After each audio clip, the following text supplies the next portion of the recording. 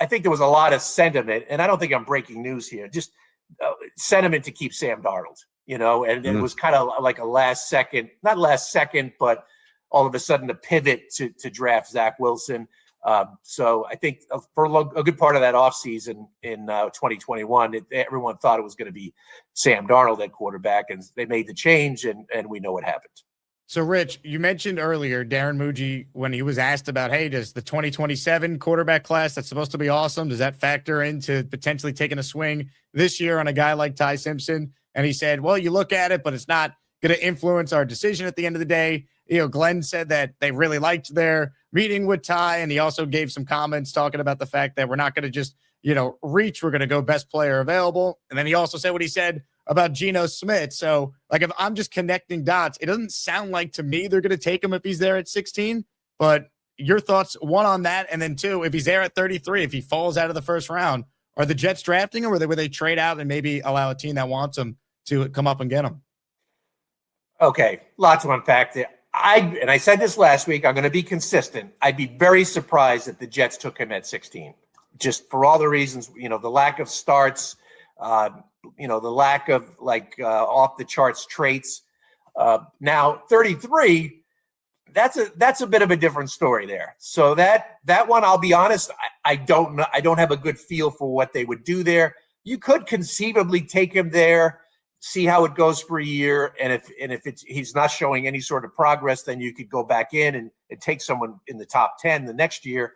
So that's an interesting discussion. And I don't have an answer. I don't even know if the Jets have an answer right now. This week, the scouts are going back in, I think, tomorrow and Friday to start meeting and building their draft board. And so I'm sure in the next several days to weeks, they'll have a much better idea. Here's what I want to hear, all right? Because anything other than this would be, I think, bad business, guys. So, you champion Geno, going to take us to the promised land, and we all agree, a little hyperbolic, a little bit much, laid it on thick. Lay it on thick with Tai Simpson, because at the very least, if you project the messaging that you're going to take him, guess what? Your phone's going to ring anyway. It might ring a little bit more vigorously if teams really think that you love this kid and you're going to take him. You got to put that out there. You got to plant those seeds of doubt where are the Jets going to really take Simpson, and then force them to react in kind when they're not really clear-minded and they're kind of scurried. What are the Jets going to? That's how you make a favorable trade, when the other team thinks, all right, are they going to bite? Make them think you're going to bite. Let's go.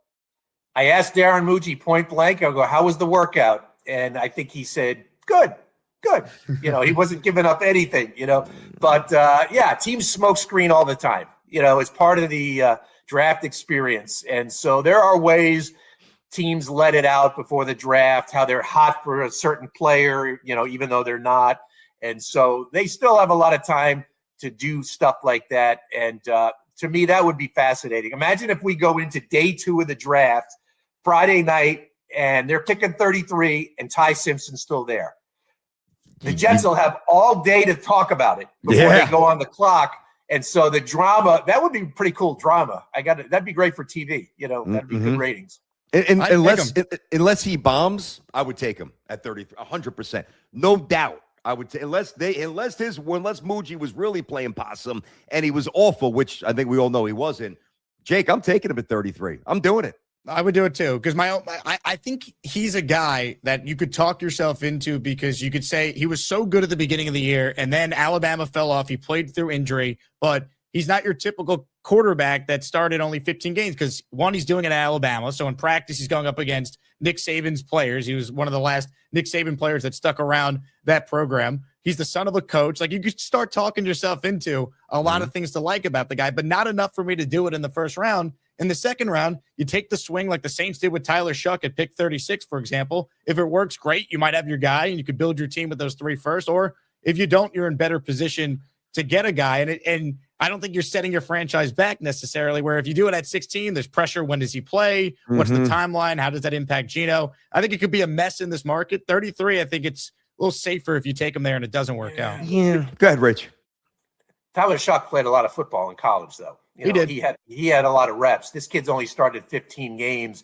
You just wish he had gone back to school, because he just hasn't seen a lot. And I know he practices against, the Alabama defense. So, all right, That's a positive. It's not the same as the game reps, though. Being out there, seeing it, it's the old Parcells. I think Parcells, his like list of quarterback commandments was the guy needs at least 30 starts. All right, that doesn't happen as much anymore.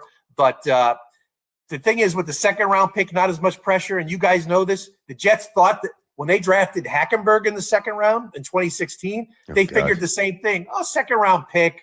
They're, lower the expectations. We know that's not the case in New York, because if they draft a guy in the second round, it's like that means something. And so they're not going to be able to tamp down those expectations. But Hackenberg never should have been drafted there. Like Tai Simpson, if he he's never there should in have the been second drafted, round. period. Right. Of course. That's a whole other story. But like Tai Simpson in the second round, there might be good value in there. Whereas like Hackenberg, like he never should have been picked. So like I'd be okay if they tried it with Tai in round 2. I'd be very worried if they did it at 16, because I think that just muddies up the whole timeline. He doesn't necessarily need to play at all if you took him in the second round. If Geno's playing well, there's no pressure to go to Tai Simpson. Mm-hmm. Well, and that's, to me, that's one of the key selling points right there.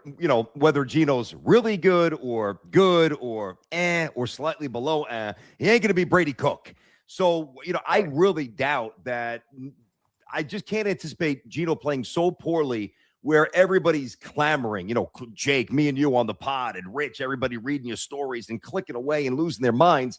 Come on, let's go put Simpson in, because Geno is an above average, slightly NFL quarterback. And I think that would shield him. But I don't know I'm just saying what I would do. And I'm also of a different mindset of both of you gentlemen, where if I'm going to take him at 33, I am also willing myself to maybe scoot up to the last couple of picks around 1 to ensure that I get him. Number one, the extra year of controllability. Everybody knows that. And first round versus second round, a little bit more pressure to play him as a first rounder.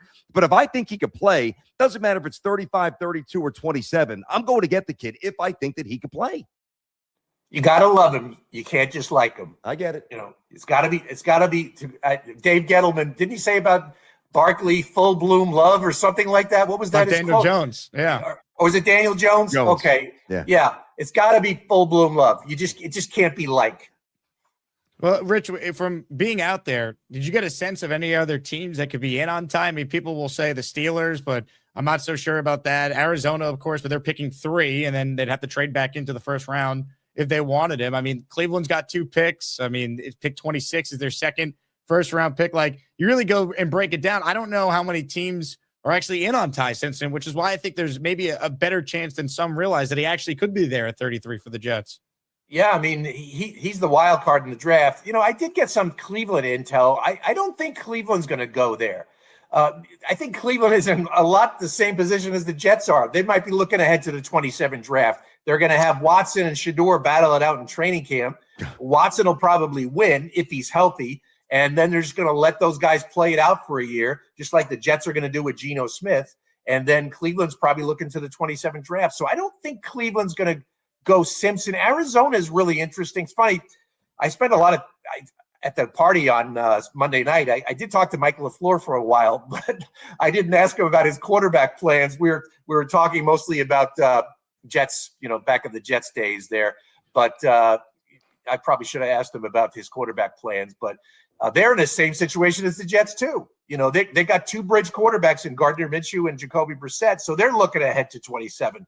So that's why this whole Simpson thing is fascinating to me. I got a question for both of you guys here. There's got to be a commonality. It could be more than one thing. You guys hit this.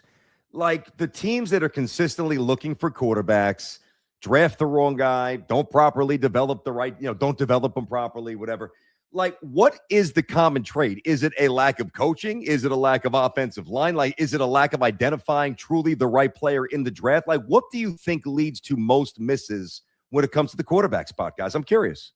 It's a great question. I mean, Rich, I feel like with the Jets in the past, it's been like a multitude of different things. Like with Sam Darnold, I felt like he was the guy in the organization, failed to put the right roster and coach around him. Zach Wilson, I just don't think was very good and was overdrafted. So I feel like sometimes like the prospect just might not be good enough, and we always blame the organization and it wouldn't have mattered. Sometimes I think the blame is fair. Like with Sam Darnold, clearly he could have been the guy if they surrounded him with what he needed to be successful. Zach Wilson, though, I never got the sense he was actually good enough to be the guy, even if they, like, again, he couldn't play for Sean Payton. Mike McDaniel, an offensive guy in Miami this past year, chose to play a rookie quarterback who they drafted in the 7th round in Quinn Ewers instead of getting a look at Zach at the end. He's the 3rd quarterback in New Orleans now. Like, I don't know. I just think some guys have it, some guys don't, and the organization could be the difference maker if they could raise a guy who does have it, actually allow them to hit their potential as a franchise guy. Yeah. I mean, we could write a book on that, Brandon's question. I mean, because there's so much to. I think Jake is right. I think probably 50% of the time you identify the right guy, and then he fails for other reasons, and the other half you're not identifying the right guy. Clearly, Sam had the talent. He's proven that. The infrastructure was terrible. The coaching was terrible. And so it ultimately led to his failure. So, with Zach, I think he was a victim of everything. I don't know if he even had enough talent, but everything around him was not good either. I mean, they threw him out there. There was no veteran backup in the room. And Mike and I talked about this the other night, LaFleur, and he even said this when he was the Jets OC.